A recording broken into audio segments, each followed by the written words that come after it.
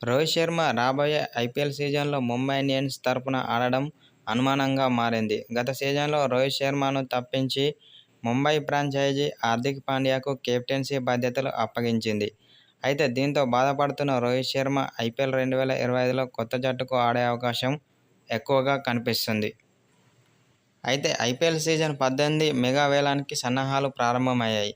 అయితే రోహిత్ శర్మను కొనుగోలు చేయడానికి రాయల్ ఛాలెంజర్స్ బెంగళూరు ఒక ప్రణాళికతో రావాలని టీమిండియా మాజీ ఆటగాడు మహమ్మద్ కైఫ్ సూచించాడు. ఎందుకంటే వచ్చే ఐపీఎల్లో రోహిత్ శర్మ ముంబై ఇండియన్స్ తరపున ఆడడం అనుమానమే. కాబట్టి ఆర్సీబీ రోహిత్ శర్మను కొనుగోలు చేయడానికి ముందుకు రావాలని మహమ్మద్ కైఫ్ సూచించాడు.